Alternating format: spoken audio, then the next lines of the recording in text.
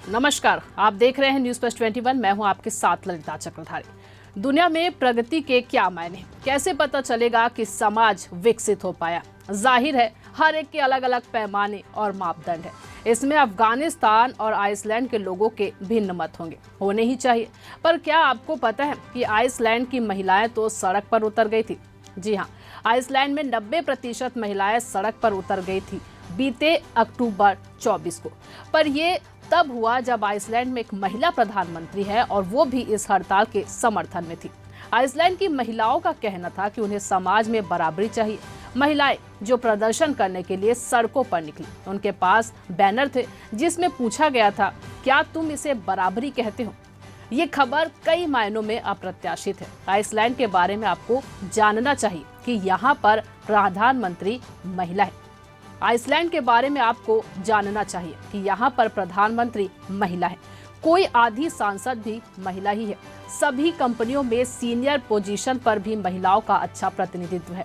Working as की लगभग 90% महिलाओं के पास काम है, वो नौकरी हो या व्यवसाय। और तो और आइसलैंड वो देश है जो वर्ल्ड इकोनॉमिक फोरम के लैंगिक समानता के मापदंड के अनुसार पिछले 14 सालों से लगातार दुनिया में शीर्ष स्थान पर बना हुआ है।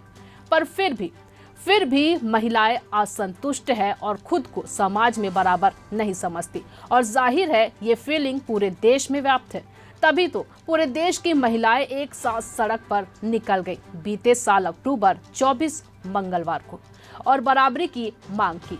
उन्होंने नौकरी और व्यवसाय को तो 24 घंटों के लिए त्याग ही दिया। बच्चे संभालने जैसे घरेलू काम से भी किनारा कर लिया। खुद प्रधानमंत्री जेम्स डॉटिर ने भी लोकल मीडिया को बताया, जहां कुछ 25,000 महिलाएं रिक्याविक सिटी सेंटर पर इकट्ठा हुए। वहीं देश में हर सेक्टर में कार्यरत महिलाएं अपनी नौकरी या व्यवसाय पर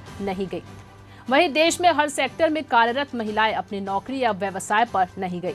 यह हड़ताल देश के कई क्षेत्र में व्यापक रूप से प्रभावित हुए। वहीं कई संस्थान बंद ही रहे। महिलाओं का कहना था कि समान काम के लिए समान वेतन होना चाहिए। एक आंकलन के मुताबिक वित्त और बीमा के क्षेत्रों में मर्द औरत के बीच वेतन 30% तक की असमानता है।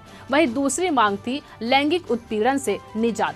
2018 के एक सर्वे के अनुसार कुल 40% महिलाओं ने किसी न किसी प्रकार का लैंगिक उत्पीड़न का सामना किया हुआ है। 2018 के एक सर्वे के अनुसार कुल 40% महिलाओं ने किसी न किसी प्रकार का लैंगिक उत्पीड़न का सामना किया।